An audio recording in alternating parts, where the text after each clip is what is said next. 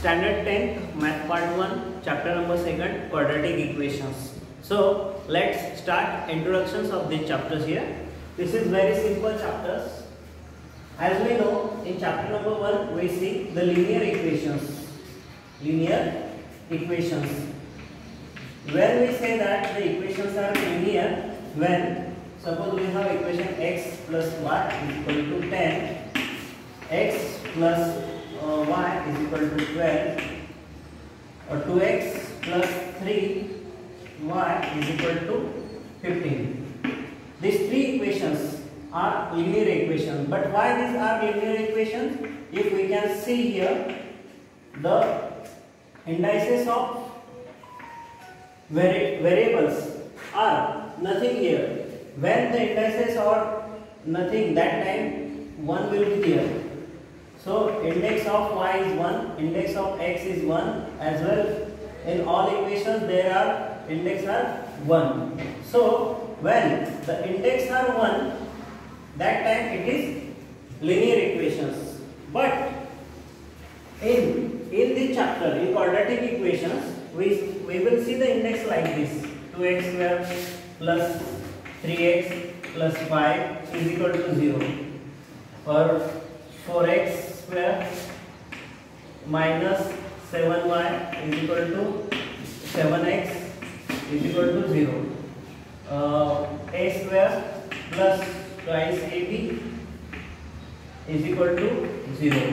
In all these equations, the maximum index is 2, and so therefore maximum index is 2, therefore it's called quadratic equations.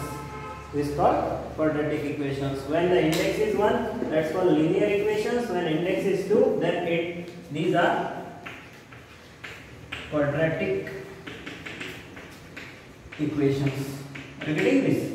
So this is the introduction of this chapter. The next very important topic we have to see here, that is standard form of quadratic equation. What's standard form of quadratic equations? This is standard form is given on equations x square plus bx plus c is equal to 0.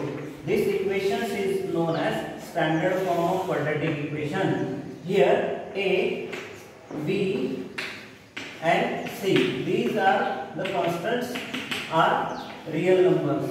These are real numbers. But a always is not equal to 0. A should be not equal to 0. That time this form is known as standard. This form of equation, this form of equation is known as standard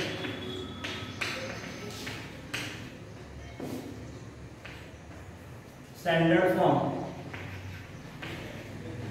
of equations. This is very simple. Standard form of equation.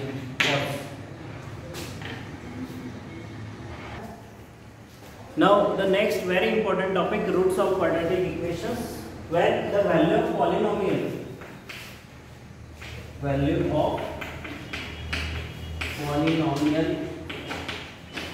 is 0,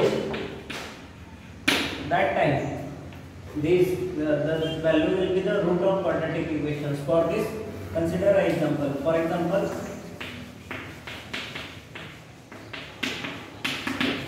x is equal to, we have given minus 6 in quadratic equation, and suppose we have to check whether the x is equal to minus 6 is the root of equations or not. That time we can say that it is the root of equations, or we can say that it is not root of equations. Now look at here. Suppose we have this example, and this is a polynomial. This is polynomial. This polynomial having the root, that is x is equal to minus 6. Then put up the value of x. This means this is polynomial as px. Then what is x? X we have minus 6. So px is equal to x minus 6 square plus 5x minus 6 minus 6. So this is minus 6 square is 36. this is minus 30, this one minus 6. That means the value of all these will come equal to 0.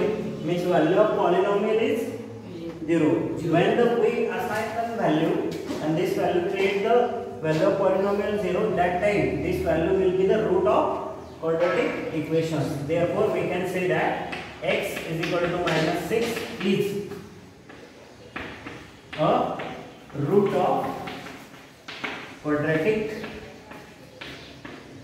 equation.